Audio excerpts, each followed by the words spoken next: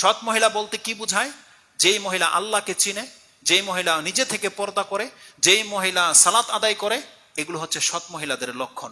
যেই মহিলা আপনার রিজিকের উপরে, আপনার ইনকামের উপরে ধৈর্য ধারণ করে থাকতে পারে, এটা হচ্ছে সৎ মহিলার গুণ। আর সৎ পুরুষ কারা? যারা সালাত কায়েম করে, যারা আল্লাহ সুবহানাহু ওয়া তাআলার ইতাআত করে, রাসূল ইসলামের ইত্তেবা করে, এইগুলো হচ্ছে সৎ পুরুষ। এবং যারা গায়রত রাখে, যারা বেহায়া নয় এমন, কারণ পর্দা থাকতে হবে বাড়িতে, আর গায়রত ছাড়া এটা সম্ভব নয়। আজকে আমার সাথে আপনার পরিচিত আছে বিধায় আপনি হুট করে আমাকে ঘরের ভিতরে ঢুকিয়ে দিলেন, অথচ আপনার ঘরের জানেন আপনি পর্দা করেন আপনার মা বোন। আপনি যে কারো জন্য আপনার দরজা খোলা রেখেছেন, এটা আপনার গায়রতের লক্ষণ নয়, বটে এটা বেগায়রতের লক্ষণ। আপনার মধ্যে সে জালাসি নাই, যে আপনার মধ্যে একটা আত্মসম্ভ্রম বোধ বলতে যেটা বোঝায়, ওটা আপনার নাই, যদি আপনি নিজেকে মুসলিম দাবি করতেছেন। মক্কার কাফেরদের ছিল এটা। মক্কার কাফেরদের সম্পর্কে আমি যতটা জেনেছি, কোন এক দার্সের মধ্যে শেখদের মুখ থেকে জেনেছি যে কোন এক ব্যক্তি, মক্কার কাফের কোন এক ব্যক্তি একটা উটকে জবা করে দিয়েছে। তাকে যখন বলা হলো তুমি উটটাকে জবা কেন করলে, তোমার প্রয়োজন ছিল না বিক্রি করে দিতে, তিনি বলতেছেন এটা হতে পারে না। যেই উটের পিঠে আমাদের ঘরের মহিলারা বসেছে, আমার মা বা বোন বা আমার স্ত্রী বসেছে, সেই উট আমি বিক্রি করবার, সেই উটের উপরে অন্য কোনো পুরুষ বসবে, এটা আমার সহ্য হবে না। ধর্ম বুঝেন, বুঝেন গায়রত কি জিনিস। একজন মুশরিক বলছে যে আল্লাহকে চিনে না, কিন্তু তার গায়রত এতটা যে যেই উটের পিঠে আমার স্ত্রী বসেছে বা আমার মহিলা বসেছে, আমি বিক্রি করার পরে সেই উটের পেছনে আরেক ব্যক্তিকে আমি দেখবো সে বসে যাচ্ছে, এটা আমার সহ্য হবে না। বলছে উটই আমি রাখবো না, জব করে দিয়েছে। এটা হচ্ছে গায়রত। এক সাহাবী তো বলেছিল, ইয়া রাসূলুল্লাহ, যদি আমি আমার স্ত্রীর সাথে অন্য কোনো পুরুষকে দেখে আমি কিন্তু তাকে হত্যা করে দেব। সাহাবীরা বলছে বলে কি? রাসূল সাল্লাল্লাহু আলাইহি ওয়াসাল্লাম বলছে তোমরা কি তার গায়রত সম্পর্কে আশ্চর্য হচ্ছ? তার চাইতে বেশি গায়রত আমি মুহাম্মদ সাল্লাল্লাহু আলাইহি ওয়াসাল্লাম রাখি, আর তার চাইতে বেশি গায়রত হচ্ছে আল্লাহ সুবহানাহু ওয়া তাআলার। এজন্য আল্লাহ সুবহানাহু ওয়া তাআলা ফাহিশাকে হারাম করেছে। এই হাদিসটা মুসলিমে আছে যে আল্লাহর চেয়ে বেশি গায়রত আর কারো নাই, যার ফলে আল্লাহ সুবহানাহু ওয়া তাআলা অবৈধ সম্পর্ককে হারাম করেছে। আল্লাহ এটা পছন্দ করে না, মোটেও। আল্লাহ মোটেও পছন্দ করে না। যেটা আল্লাহ কোনো পুরুষ পছন্দ করে না, এটা আল্লাহ পছন্দ করে না। আল্লাহ পুরুষদের মধ্যে বা মানুষের মধ্যে এই ফিতরত দিয়ে দিয়েছে যে একটা পুরুষ কি যত খারাপই হোক, ওকে পছন্দ করে যে ওর মেয়ের সাথে, ওর বোনের সাথে অন্য কোনো ছেলেকে দেখুক, পছন্দ করে? এটা করে না। এটা হচ্ছে গায়রত। আর যেই ব্যক্তির এই গায়রতটুকু নাই, ও মানুষই নেই আসলে। ওর চেয়ে ওই মুশরিকরা অনেক বেশি গায়রত রাখে, মুসলিমদেরকে আরো বেশি গায়রত সম্পূর্ণ হতে পারে। আপনাদেরকে এরকম হতে হবে যে আপনার ঘরে যেন এরকম বেহায়ামি না থাকে। আপনি কন্ট্রোল করার চেষ্টা করেন আপনার মা বোনদেরকে, কারণ আপনি আপনার মা বোনদেরকে আজকে লুজ ছেড়ে দিয়েছেন বিদায় পাশের বাড়ির ছেলের চরিত্র নষ্ট হয়ে যাচ্ছে। আজকে ব্যাপারটা এমন নয়।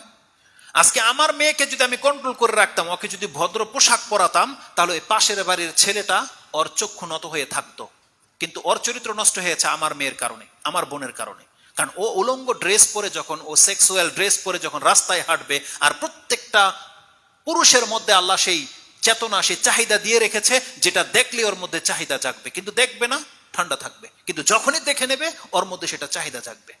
এটা জানার পরেও আপনারা কেন আপনাদের মা বোনদেরকে বা মেয়েদেরকে কেন আপনারা পর্দা শেখান না? কেন তাদেরকে আপনারা শালীন পোশাক পরান না?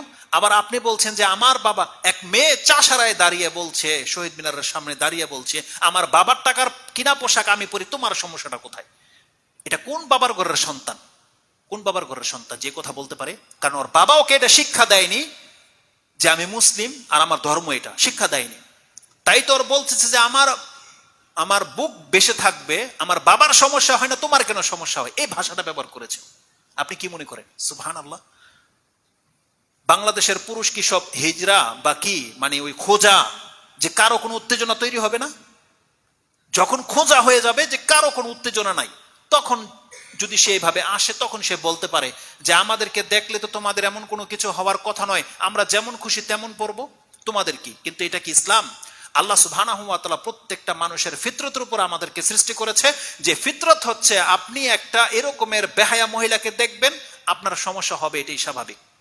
কিন্তু একটা পর্দাসীন মহিলা আপনার পাশে বসেছে, আপনার কোনো কিছুই হয় না, কেন হয়েছে?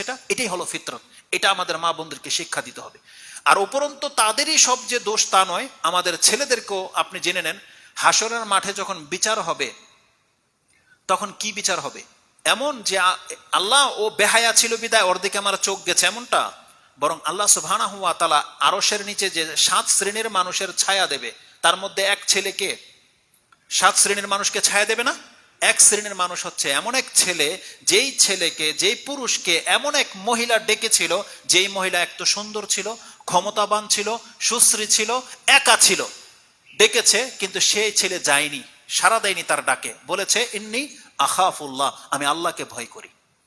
তাহলে যেই ছেলেকে ডাকা হয়েছে সেই ছেলে যায়নি, আল্লাহ সুবহানাহু ওয়া তাআলা বলছেন ওকে আরশের নিচে ছায়া দেওয়া হবে। কিন্তু আজকে আমাদের চরিত্রকে ডাকতে হয় না, আপনি ওর পেছনে পেছনে হাঁটেন, আপনাকে আল্লাহ মাফ করে দেবে। তাহলে আমাদের চরিত্র আজকে লেজ হয়ে গেছে, একেবারে লেজ হয়ে গেছে। অতএব দুই পক্ষ থেকে আমাদেরকে কন্ট্রোল করে চলতে হবে, যাতে করে আমাদের দ্বারা কোনো মহিলা ফিতনায় না পড়ে, আর কোনো মহিলার দ্বারা যেন আমরাই ফিতনায় না পড়ি। এই জন্য দুই পরিবারকেও কিন্তু জবাবদিহিতার আন্ডারে কাল কিয়ামতের মাঠে নিয়ে আসা হবে। আল্লাহ যেন আমাদেরকে বুঝার, সে অনুযায়ী আমল করার তৌফিক দান করে।